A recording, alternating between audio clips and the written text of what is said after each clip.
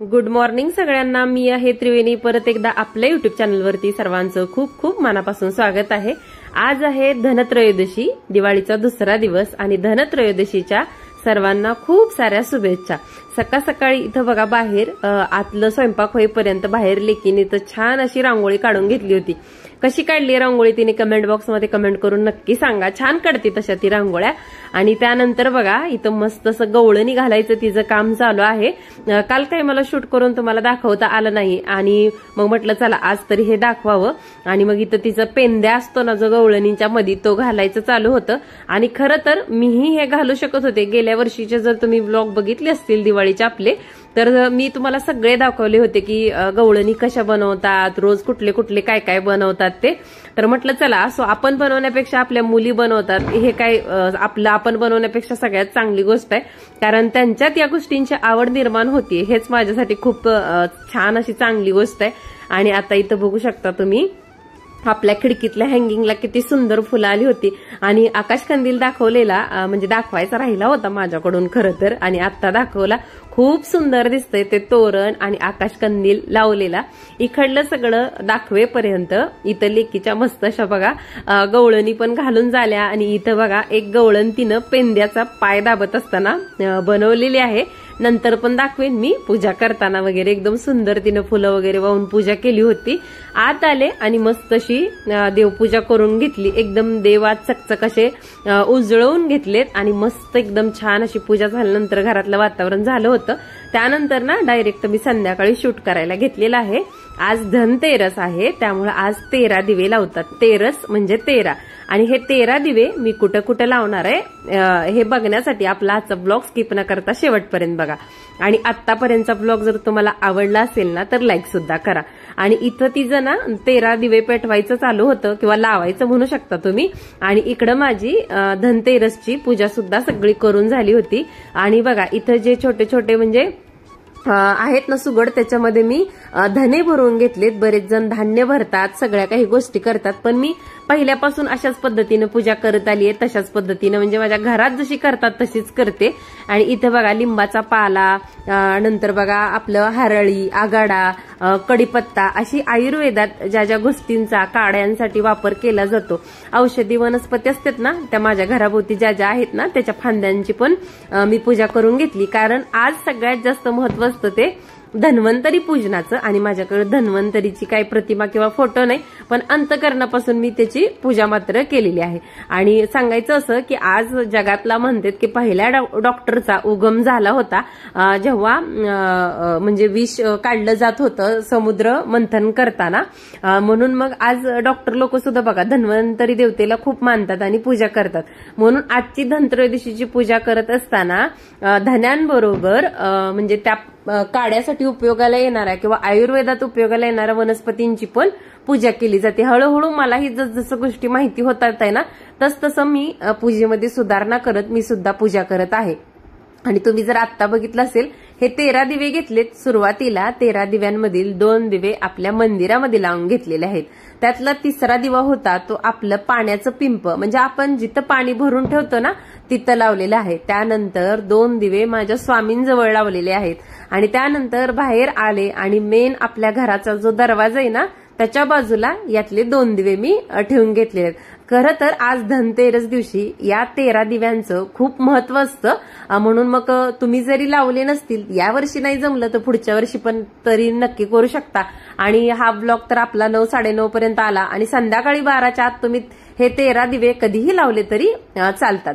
त्यानंतर बघा बाकीचे दिवे इथं आपल्या पायऱ्यांच्या जवळ उत्तरेला वगैरे तोंड करून पूर्वेला तोंड करून अशा पद्धतीनं ठेवून घेतले.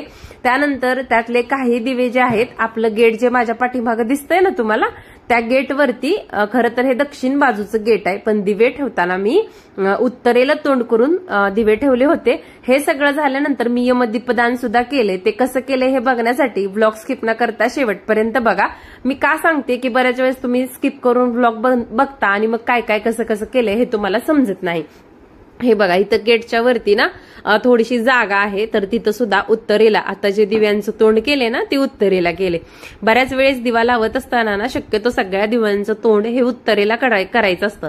आणि फक्त यमदीपदानाच्या दिवशी जो एक दिवा पेटवला जातो कणकेचा, त्याचंच फक्त आपल्याला तोंड दक्षिणेला करायचं असतं आणि यमदेवतेला आपल्याला मागायचं असतं की कोणालाही आमच्या घरामध्ये म्हणजे अकाल मृत्यू येऊ देऊ नको म्हणून.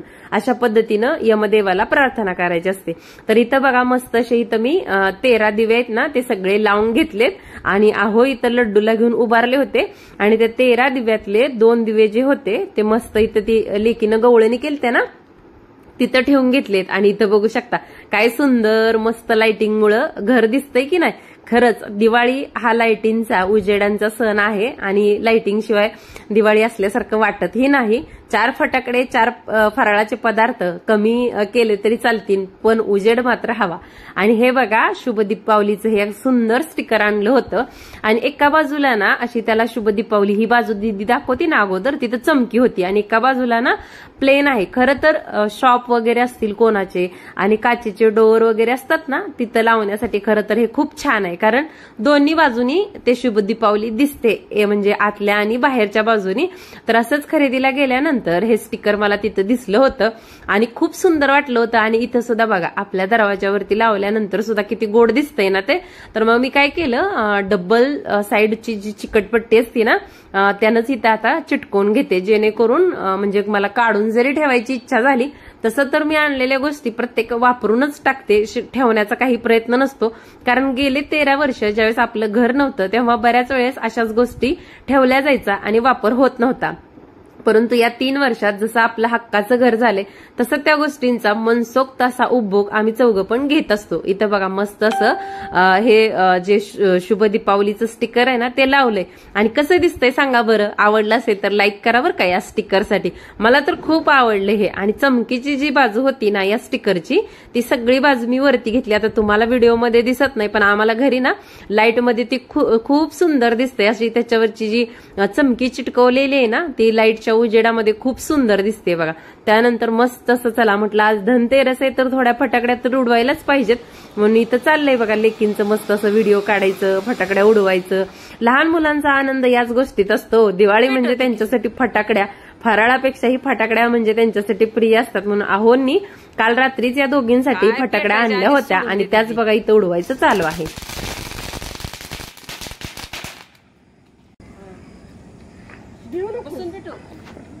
नको असा हा चौड्या बस.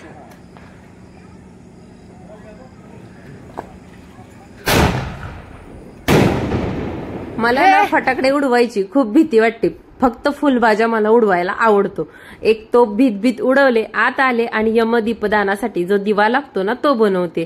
इथं गव्हाचं पीठ घेतलंय मी आणि त्याच्यामध्ये चिमुडभर हळद टाकलीये आणि त्या कणकेचा मस्त असा दिवा तयार करून घेतला. त्याच्यामध्ये ना मोहरीचं तेल घातलंय. कुठलंही तेल घातलं तरी चालतंय पण माझ्याकडे मोहरीचं होतं त्यामुळे ते घातलंय आणि 2 मुटके घेतलेत. आणि यमदीपदानाचा जो दिवा असतो ना तो डायरेक्ट असा जमिनीवरती वगैरे ठेवत नाहीत. माझ्याकडे एक पंत्रावळी होती ती ताटात ठेवली आणि त्या पंत्रावळीवरती विड्याची पानं ठेवलेत. आणि विड्याची पानं नसतील तर तुम्ही इतर कोणतीही पानं म्हणजे घेऊ शकता जे अवेलेबल आहेत आंब्याची वगैरे अशी. आणि त्याच्यावरती हा दिवा ठेवायचा आणि हा दिवा दक्षिणेला तोंड करून ठेवायचा आणि दक्षिणेला तोंड करून ठेवल्यानंतर तो दिवा पेटवायचा आणि यमराजांना सगळ्यांना घरात दीर्घायुष्य लाभू दे सगळ्या गोष्टींसाठी मनापासून विनंती करायची. आणि मी ना आनंद पिंपळकरांना फॉलो करते तर त्यांनी शॉर्ट व्हिडिओमध्ये यमदीपदान करत असताना कोणता मंत्र म्हणायचा हे सुद्धा सांगितलं होतं. मग त्या मंत्राचा मी स्क्रीनशॉट काढून घेतला होता. हा दिवा पेटवला. आम्ही चौघांनीही या दिव्याच्या पाया पडून घेतलं आणि जो काही मंत्र आनंद पिंपळकर सरांनी सांगितला होता तो स्क्रीनशॉटवरचा मंत्र करून घेतला. अशा पद्धतीनं आज धनत्रयोदशी सेलिब्रेशन केलं.